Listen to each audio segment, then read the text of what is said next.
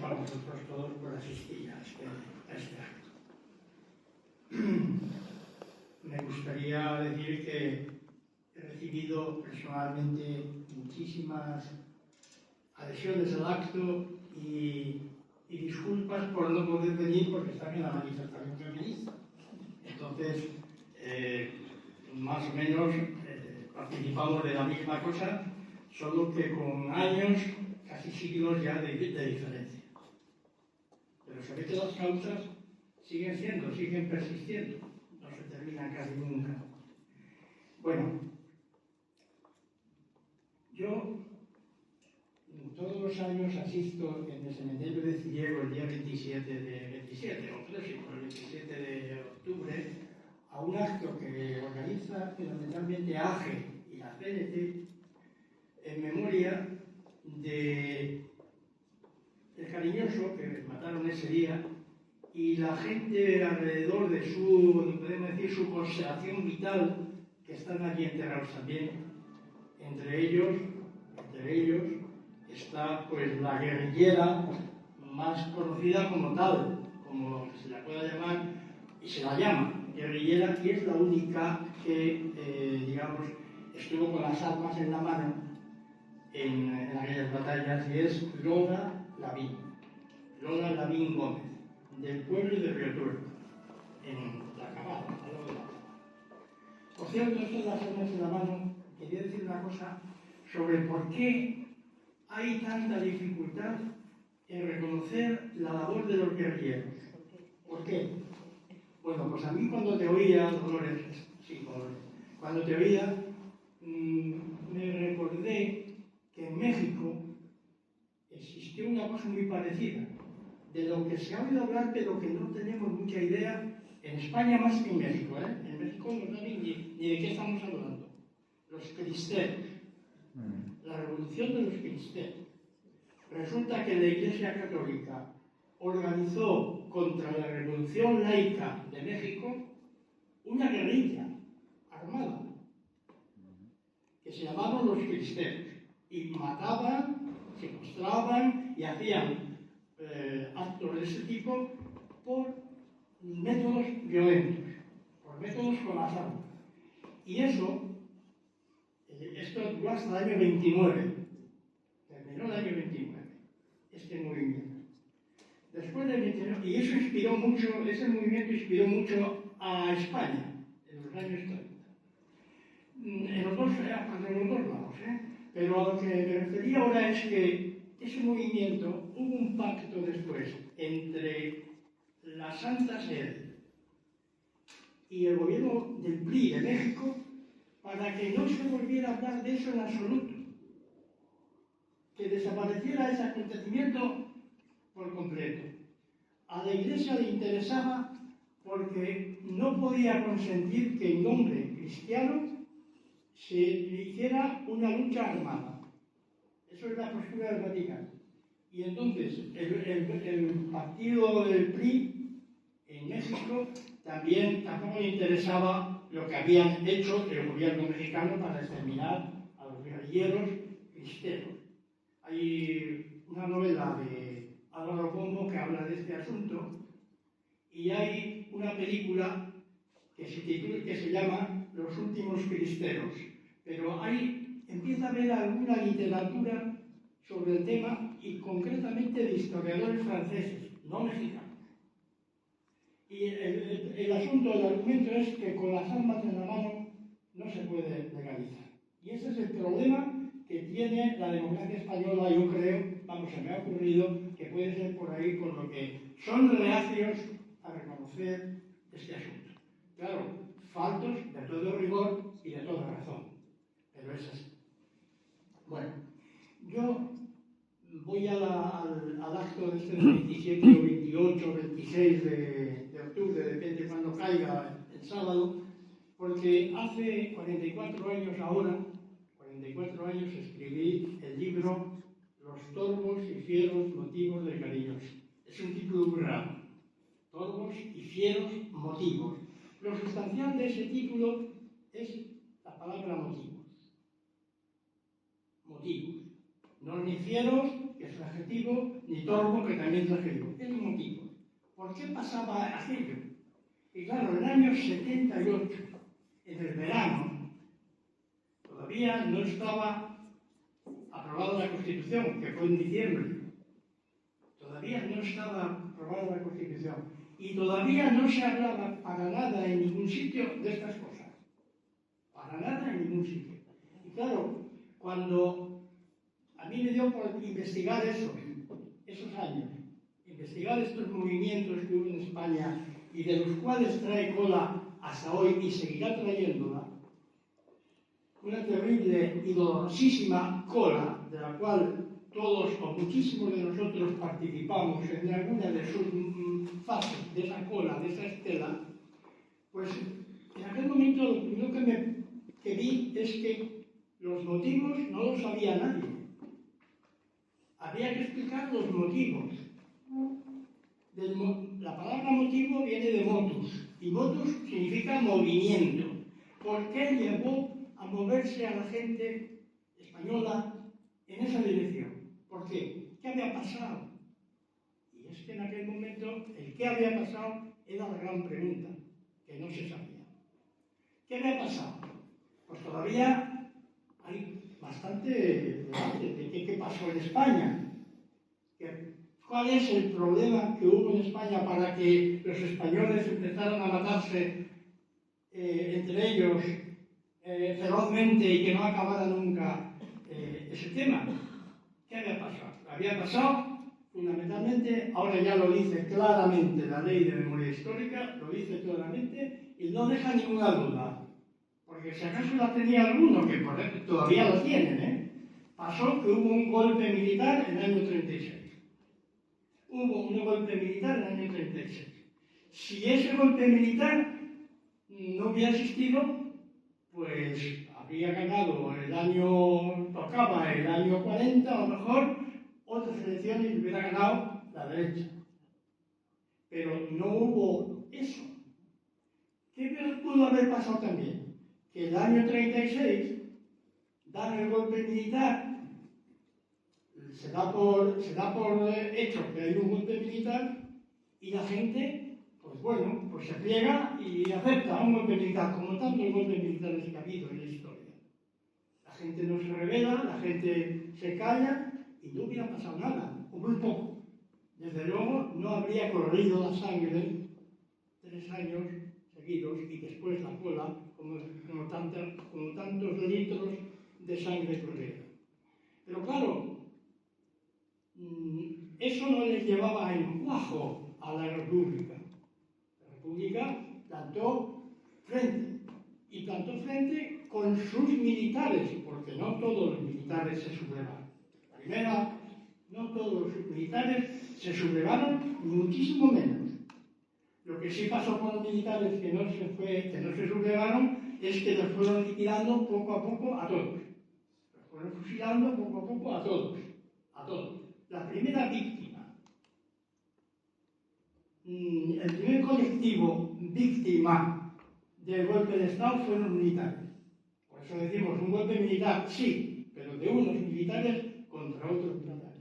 Y después pasó también, un fiero motivo también, fue que los sindicatos, fundamentalmente los sindicatos de aquel momento, y los partidos del Frente Popular que gobernaban en coalición, en aquel momento también, se armaron y salieron a la calle a defender el estatus que habían votado los españoles. Mejor o peor, pero era el estatus que habían votado los españoles. Y salieron a la calle a defenderlo. A la calle y a las trincheras y a los frentes. En una lucha valiente y durísima que duró 3 años. Y que vinieron, como acabas de decir, otros ciudadanos de todas las partes del mundo a ayudar a este movimiento. Eso es lo que pasó. Esos son los motivos. Bueno, pues en Cantabria pasó también eso. Y aquí está el Cariñoso. Cariñoso era de un pueblo que se llama Lérganes, un sitio que se llama Los Prados, con una familia asentada, porque eran comerciantes allí en la zona esa. Tenían, abuelo, que era el cariñoso verdadero, era el abuelo que tenía transportes. Compraba y vendía. Iba a la Torre de la Vega al mercado y traían para la Trasmiera. Cogían el Trasmiera o lo llevaban a otro sitio, con un carro de vacas, de bueyes, y después ya, cuando llegó el tren a Llerganes, pues aquello ya se transformó y tuvieron que transformarse también ellos en hacer la familia, en poner pues, negocios pequeños, almacenes, etcétera, etcétera. Era gente que estaba situada. En Santander, los partidos políticos y el Frente Popular, los partidos del Frente Popular y sobre todo la UGT y la CNT armaron o buscaron la manera de apoyar a la resistencia con sus militantes. Hicieron una campaña de captación. No todos los chavales de la época quisieron ir al frente. Algunos se escondían. Lo cuento en el libro. Los que se escondían. ¿Y qué represalias hacían los sindicatos con los que se escondían? Por ejemplo, iban a revisar ganado a los pueblos para el frente, para alimentar al frente, pero al padre del chaval que se había escondido no le quitaban una vaca, le quitaban todas. ¿Por qué? Porque ya que no tienes un hombre para ir al frente, por lo menos paga con las vacas que tienes. Así era la filosofía del momento. Y muy violenta y muy dura. No era capricho. Bueno, pues la CNT y un señor que se llamaba, que luego llegó a ser de la CNT, pero en aquel momento no era de la UGT, era el Comité del Puerto de Santander, de Trabajadores del Puerto. Era la Federación de Obreros Montañeses, la FOM, que pertenecía a la UGT. Pero luego se cambiaron, digamos, el líder nato del asunto, se llamaba Jesús González Malo, se cambió a la CNT por problemas internos en el sindicato. Pero se habían distribuido la provincia para captar socios, para captar militantes de distintos, entre todos. Bueno, pues yo me encargo de la zona de Liébana, yo me encargo de la zona de Campó y vosotros, lo de la CNT, la zona del Miera. La zona del Miera. Y ahí consiguieron, lo de la CNT, una serie de muchachos dándoles instrucción, afiliándolos, dándoles educación y literatura. Por ejemplo, el cariñoso, Pepín González, Pepín el cariñoso, pues no leía mucho literatura, pero su hermano, Sabio, era un gran aficionado a la prensa y a la literatura que difundía la CNT. Bueno, formaron un batallón que le pusieron el nombre de Libertad a este batallón y le mandaron a combatir a Asturias. Aquí cuando cayó el frente del este y del sur fueron hacia Asturias. Y el cariñoso, su hermano y a otros de esos pueblos fueron a Asturias y combatieron en Asturias. Cuando fueron derrotados, bueno, antes de esto estaba cada uno en su sitio. Por ejemplo, Pica el Cariñoso estaba en San Roque de Reuniera, trabajando en la panadería de unos tíos. De unos tíos que acababan de venir a América, bueno, que había estado en América, que se llamaba Bian, se apellidaba Bian, y tenía una panadería en San Roque. Y ahí trabajaba como un buen mozo que era, Pica el Cariñoso, y no tenía ningún problema de ninguna clase. Asistía a las reuniones y cuando le mandaron ir al frente, fue al frente, y todos. Y cuando cayó el frente de Asturias y ya no hubo lucha en Asturias, esta gente volvió otra vez para acá, como contó Marisol antes. Volvió poco a poco por los montes hasta su pueblo. Y se marchó a cara descubierta a Miera, al San Roque, a donde había estado trabajando. Pidió otra vez trabajo y empezó a trabajar sin ningún problema. Pero claro, había también organizada la conspiración contraria. Esta es la conspiración de izquierda, la conspiración de los combatientes pro-república, pero también los otros estaban formados otra constelación fuerte. Y esa constelación sabía que tenía que hacer lo posible por seguir las consignas y la ideología que había impregnado el movimiento nacional, que era que había que eliminar a la izquierda. Esa era la ideología y eso era el objetivo. Hay que eliminar esto es un cáncer. Esto hay que sacar y quitar. Y eso se transmitía desde los generales hasta el comité local, la falange, del pueblo conquero. Eso iba también de arriba abajo. Y es lo que hicieron en la zona de miedo, lo que hicieron los combatientes de allí. Fueron uno por uno de los que acababan de venir del frente, los fueron deteniendo a todos y llevándolos a interrogar. Cuando fueron a buscar a Pilla el Cariñoso, dice, bueno, pues ven, que hay que ir, pues se va. Ayer gané. ¿Hay que declarar? Pues bien, vale, a declarar. Pero la declaración dura una mañana, pero no 4 o 5 días, sin comer nada. Entonces ya empezó a mosquearse de por qué no acababan de pedir la declaración. Y le dijo al rey de los campos, que ya salió aquí citado, que era el guardia municipal, oye, a ver si me pedís la declaración, que tengo que ir a hacer el pan, que le dijo a mi tío que no tardaba más que una mañana. Dice, bueno, mira, la declaración tuya ya está hecha. La declaración tuya ya está hecha. Quiere decir, no hace falta que la hagas. Y oyó la conversación de que le iban a hablar. Entonces tuvo la habilidad de hacer con una cuchara que le habían dado para comer una llave. Y con esa llave consiguió escaparse. Se encontró con el rey de los campos, que le quiso echar el alto, pero le pegó un par de bofetadas y le tiró al suelo, le dejó desmayado y escapó al monte. Y ese fue el origen del Cariñoso. Ese fue su origen. Luego empezó el rosario de declaraciones de las mujeres de la familia, fundamentalmente. La madre, las hermanas. Tenían no sé cuántas hermanas. Bueno, tengo aquí la lista, pero ya ha dicho Marisol más o menos los nombres para avanzar un poco más. Todas ellas detenidas, todas ellas a la prisión provincial, al Tribunal de Orden Público, a declarar. Y cuando el Capitán Norte, que era un señor, no sé si habéis oído hablar del Capitán Norte, pero el Capitán Norte cuando nos veía venir, pues al oír la palabra Cariñoso, decían los cariñosos, pues inmediatamente las metía para adentro y las unía a las mujeres y a los hermanos también.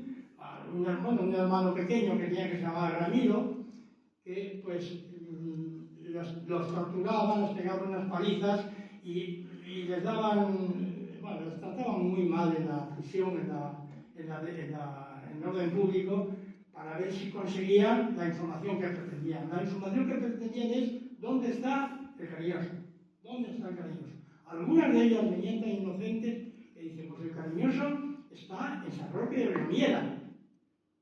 Dice, pero ¿y por qué? Y dice, no, es que el Cariñoso, pues ¿qué dice usted? Si el Cariñoso es mi abuelo, que es el que llaman Cariñoso. Dice, no, nosotros decimos tu hermano. Ah, mi hermano no sé dónde está. Y si supiera tampoco se lo decía. Bueno, ahí hubo una violencia tremenda que se extendió como un círculo a toda la familia que se llamaba Lavín por parte de padre y Cobo por parte de madre. A esa familia fue la primera víctima, pero después había otros también de esa misma constelación de izquierdas que fueron deteniendo y que fueron masacrando a las familias. Otros muchos. En el libro mío está todo explicado y luego en otros libros que vinieron después también. Bueno, el hecho es que la cosa avanza en la historia, avanza poco a poco así, y llega un momento en que, como dijiste incluso el número, de 16 personas presas en la cárcel de la familia Cariñoso. 17.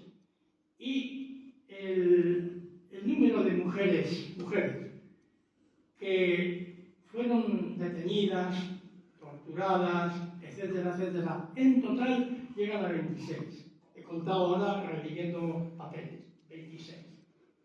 Bueno, de esas hay que destacar, yo destaco sobre todo a Teresa Cobo.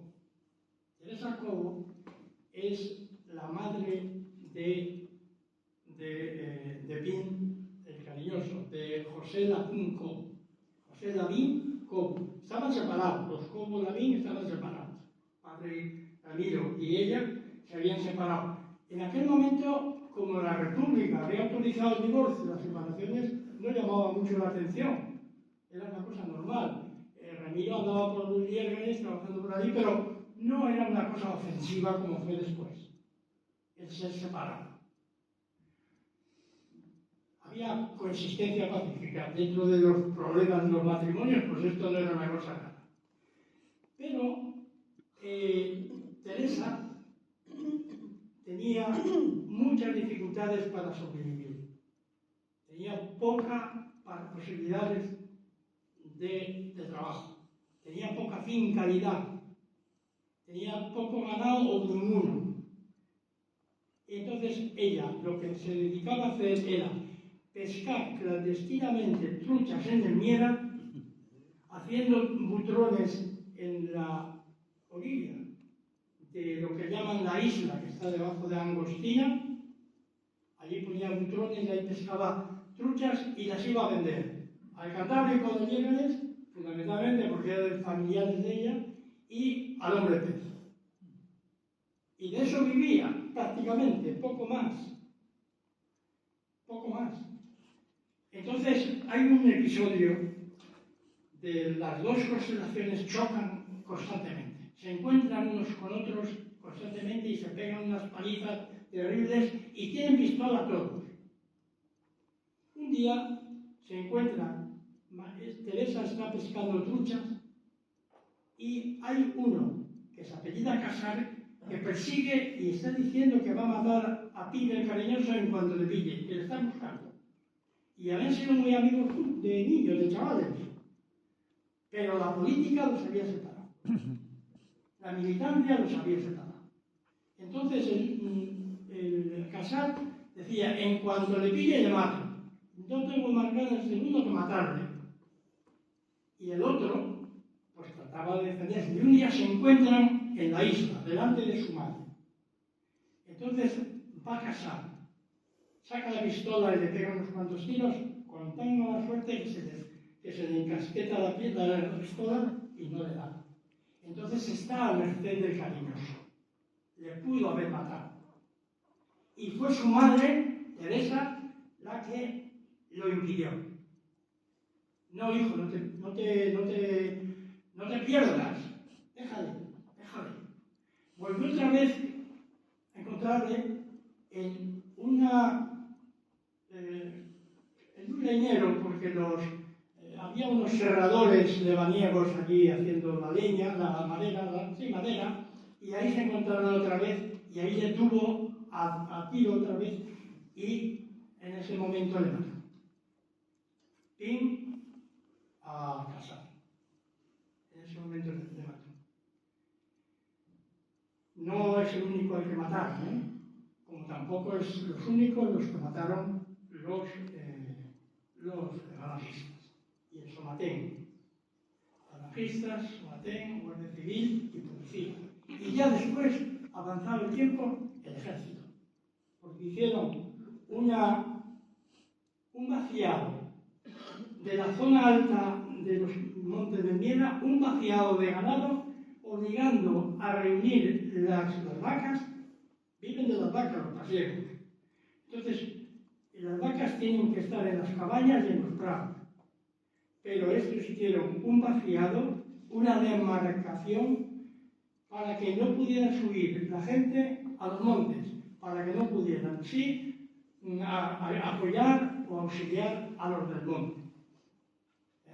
Y esto duró casi un año, y se le murieron muchísimas vacas. Por cierto, hubo un ganadero que era sacerdote, que con compraba las vacas regaladas porque no podía atenderlas y se les morían, y las vendía a precio normal en Santander, en la zona de Solares, en toda esa zona. Traficante, un sacerdote bastante indecente en aquel momento, que se aprovechó de las circunstancias.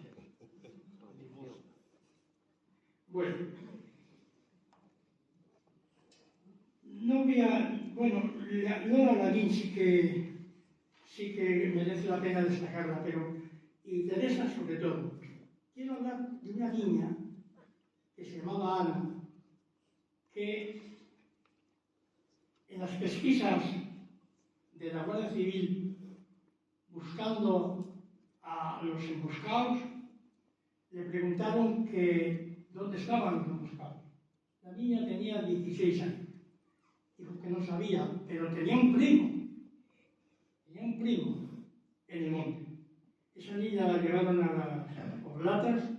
La palabra oblatas es algo así como el terror, y allí murió y además murió de una manera indecente, porque murió de hambre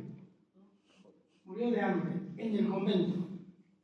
No la dejaban comer, no les dejaban hablar tampoco.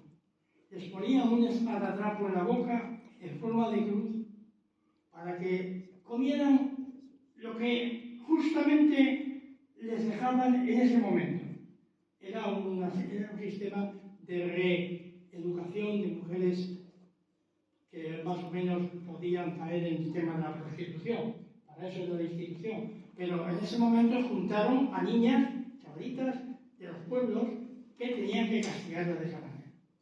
El esparadrapo famoso. Y esta niña ahí enfermó de tuberculosis, Ana, y murió de mirones. Bueno, voy a pasar la familia Lavín y voy a centrarme ahora en la otra familia, Solano. La familia Solano, Otí. Se repiten los nombres, así que os ruego que pongáis un poco de atención a los nombres porque si no nos perdemos. Hay dos Marías. María María Otí y María Solano Otí. La primera es la madre y la segunda es la hija. María Otí y María Solano Otí. No confundáis. Esto pasa como cuando en Macondo, en 100 años de soledad, hay tantos buen días que si no haces un esquema no te entiendes. Pues aquí lo mismo.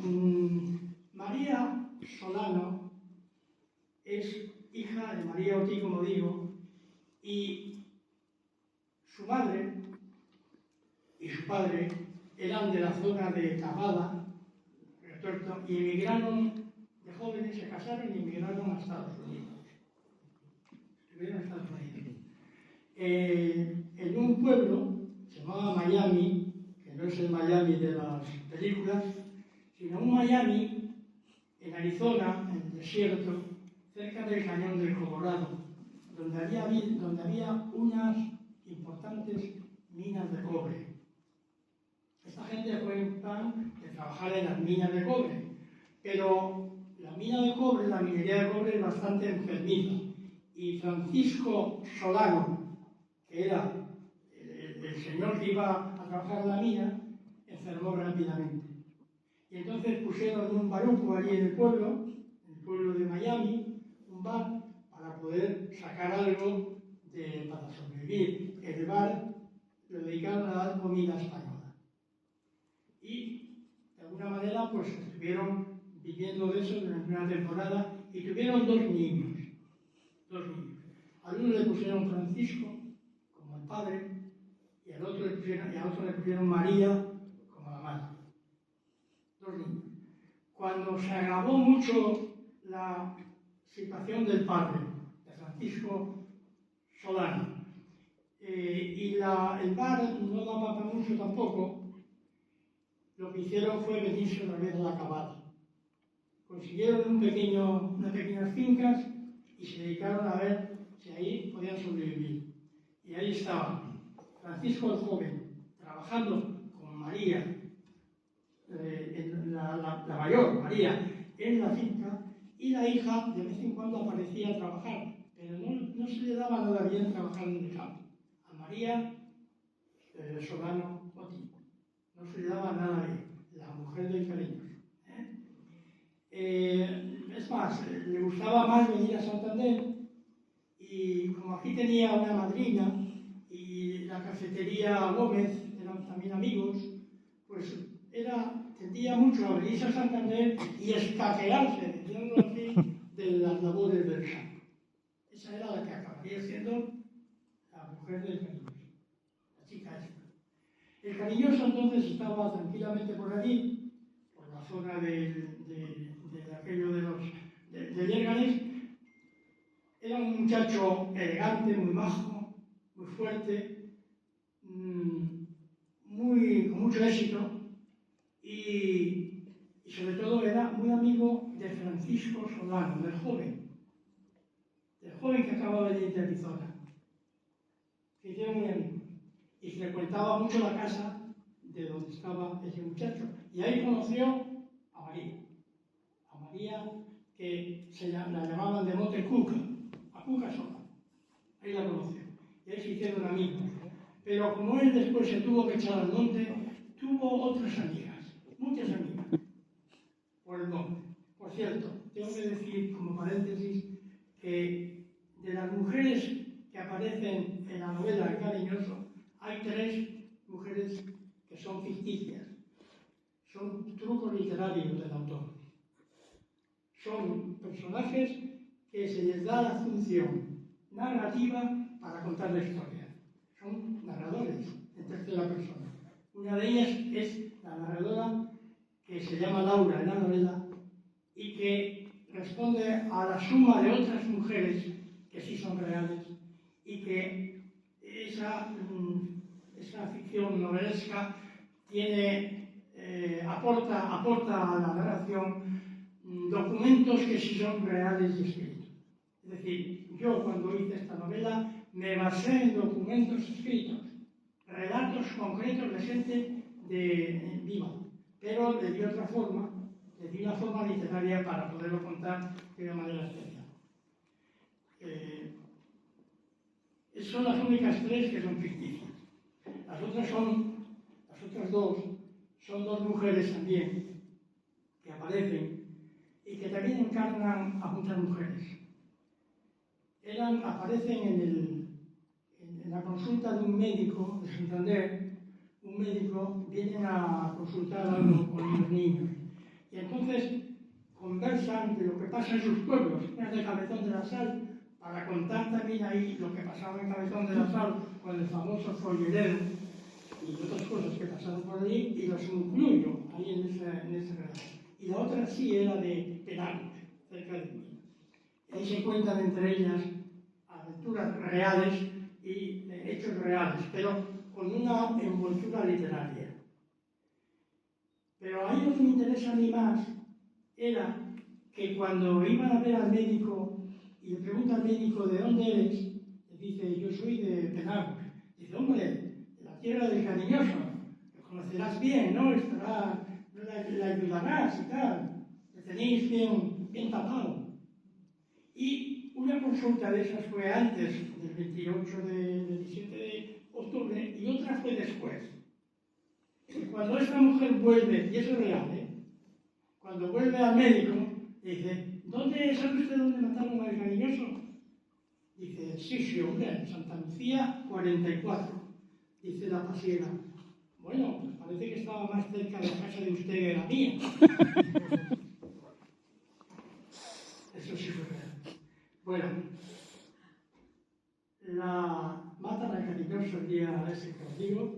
Para eso hay una tradición de un enlace que tenía, un enlace que se va le detienen porque unas mujeres también de la Cabada, pues le dicen a la Guardia Civil, bajo amenazas, bajo palizas, que saben quién es el enlace. Que lo único que saben es quién es el enlace. Y lo descubren en el cruce de Solares. Ahí encontraron al enlace de Cariñoso. Entonces, una vez encontrado el enlace de Cariñoso, aparece rápidamente el Cariñoso. Era el último domingo de octubre y está escondido en la casa de María la Mayor, de María la Solán, de María Oti. De María Oti, me confundo yo. María Oti estaba en la casa que ella tenía la guardilla y cuidaba todo el portal. Cuidaba el portal, era la portera, el número 44. Guillermo Gómez Martínez Conde, ¿os acordáis de él, que fue el presidente del Parlamento? Vivía en ese portal y fue testigo de todo.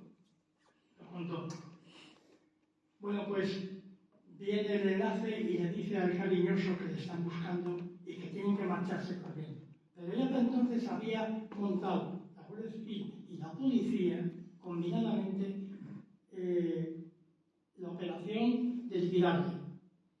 Se toman el portal, se colocan allí y le van tirando tiros al Cariñoso a medida que va bajando, de tal manera cuando llega a la calle ya está acribillado a tiros. Y eso puede parecer que es el final de la historia. Pues todavía queda un poco. Porque, como se ha dicho, muere Cariñoso acribillado a tiros.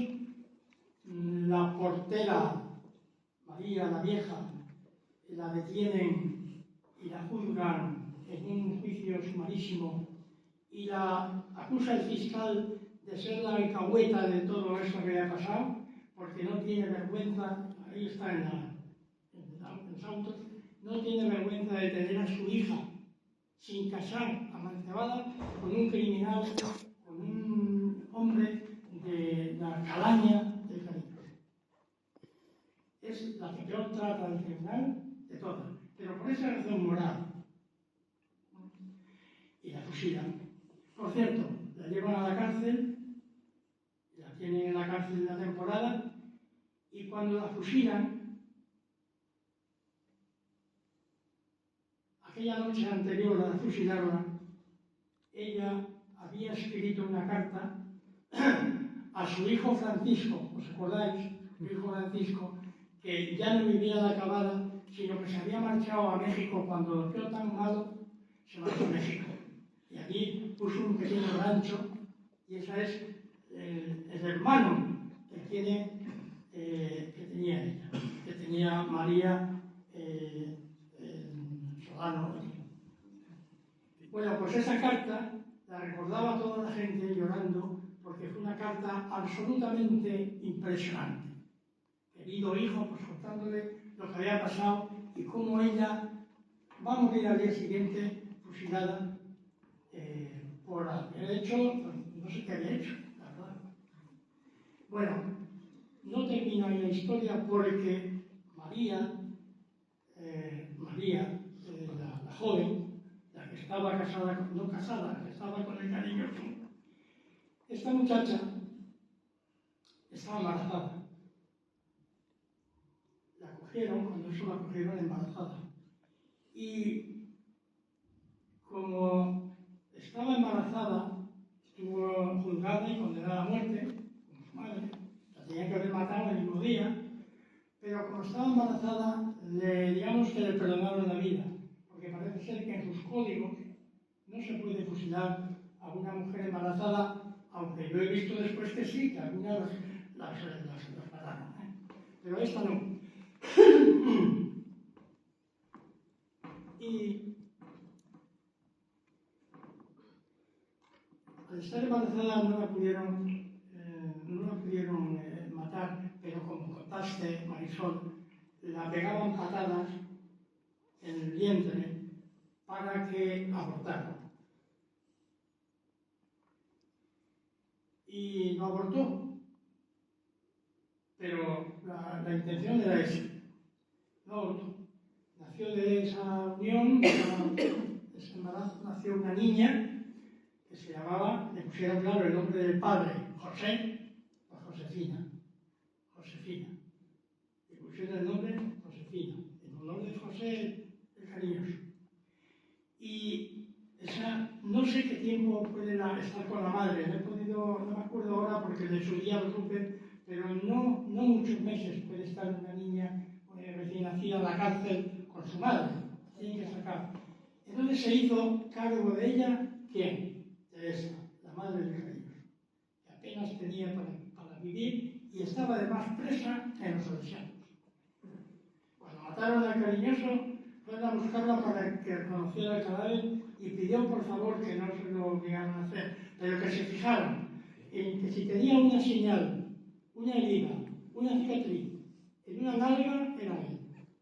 Porque cuando era niño, andaban por allí enredando por Vierganes entre los chavales y estaban vacilando a un zapatero cheposo y el zapatero le tiró así con una navaja y se la clavó en la nalga.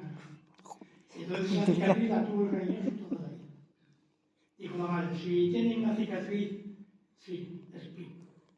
Pero ella la indultaron para que no tuviera que ir a ver el destrozo que habían hecho con su cuerpo, de tantos tiempos.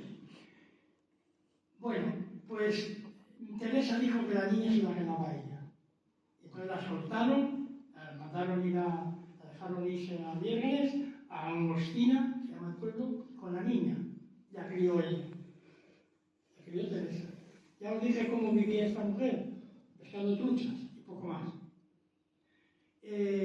Pero sacó adelante a Josefina y cuando Josefina cumplió 12 años, pues un día llegó un coche imponente a Angostina. No, Angostina no, porque no hay carretera abajo. Y un señor... No, antes vino un coche no tan imponente, y vino un señor a hablar con ella. Porque la abuela se había tenido que venir a servir a Santander. Y llega ese señor que se llamaba Julián Ortiz, dice que viene de parte de su madre y que está en la cárcel en Guadalajara, que viene de parte de su madre que quiere hablar con ellas. Pero la madre está, como digo, sirviendo en Santander. Y habla con ella, con la niña y con una tía, se llama María también. Habla con ella y dice, mira, van a soltar a su madre. Está en la cárcel y la van a soltar. ¿Por qué? Pues porque estamos en el año 54 y el año pasado Franco y Eisenhower firmaron unos acuerdos, el pacto de Estados Unidos y Franco, por lo cual pues resulta que vamos a tener aquí las bases, pero los Estados Unidos piden que esto sea lo más parecido a una democracia.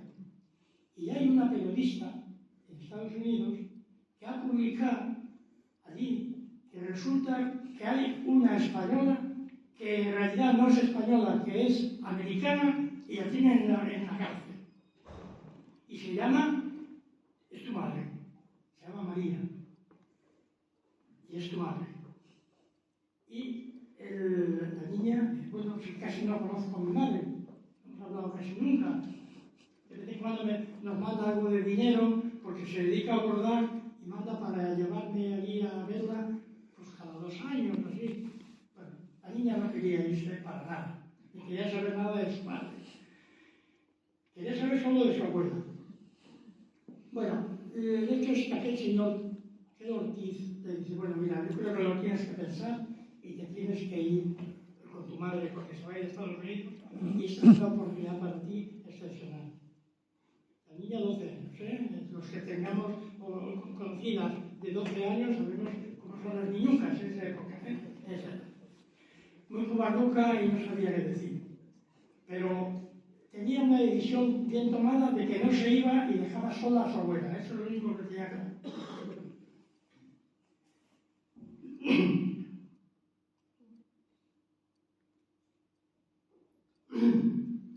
Bueno, pues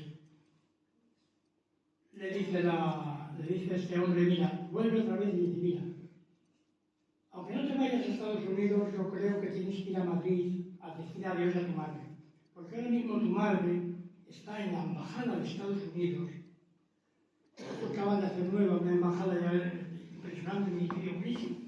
Y pasas, podrás estar allí con ella unos días hasta que se vaya, entonces tú ya te vuelves si quieres. La llevan a Madrid, vienen a buscarla, la llevan a Madrid, vienen un par de diplomáticos con un coche, sí, un gran coche, y se la llevan a Madrid. Y en Madrid la tienen, pues unos días en la embajada, donde la madre está haciendo limpieza y cosas de estas, la tienen allí y le comen el coco. Primero la madre, luego los familiares que tienen en Madrid, aconsejándola que se vaya. Y todo el mundo diciendo que tienes una oportunidad que miles y millones de personas desearían irse a vivir a Estados Unidos. Pero es que tú no tienes ni idea de lo que es eso. La niña el día que le mató. Hasta que un día ya la llevó directamente un diplomático de gran rango y la trató de manera extraordinaria. Y mira, estas oportunidades no se presentan a la gente fácilmente. A ti se te presenta, vete con tu madre. Y bueno, Josefina dijo que sí, que se iba. Bueno, pues la pusieron todo muy deprisa, la pusieron las vacunas que hay que poner y las llevaron en un tren hasta Argentina. ¿Se le acabó el tiempo? En Argentina la estaba esperando un señor con un barco, pequeño barco, y la llevaron a un transatlántico que estaba fondeado un poco más allá y la estaba esperando. Un barco extranjero. Ellos no saben ni de qué nacionalidad, pero iban muy enfermas por las vacunas, se había infectado la vacuna. Hicieron una travesía horrorosa, y la estaban esperando en Nueva York. Jesús González Malo, aquel que os dije que estaba en el muelle de Santander, Carmen Aldecoa, que era la compañera de él, y una niña, hija de González Malo, que se llamaba Menchu. Esa era la familia que habían hecho todo para llevarlos para allá. Que incluso Carmen había escrito aquel artículo que dio origen a la protesta de que había una española que era americana y estaba presa.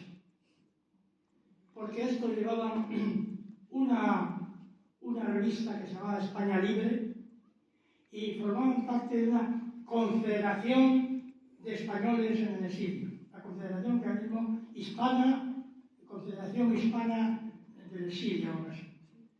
Era un movimiento importantísimo que se llegó a formar allí, que llegó a presidir Hannah Arendt, por ejemplo.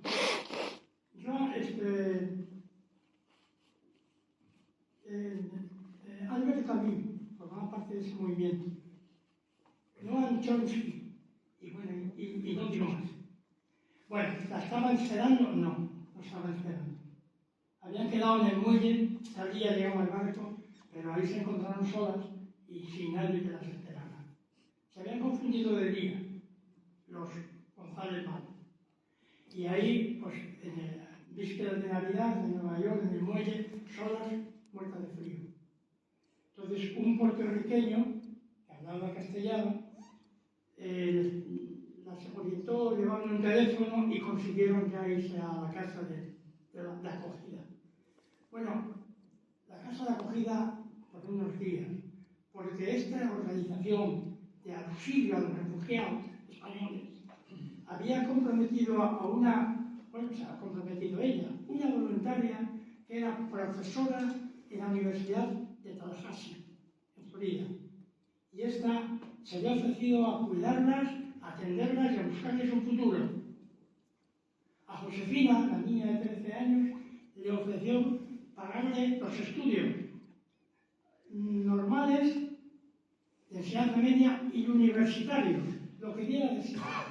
Le pagaba Marion Jewel Hay, que es como se llamaba esta señora.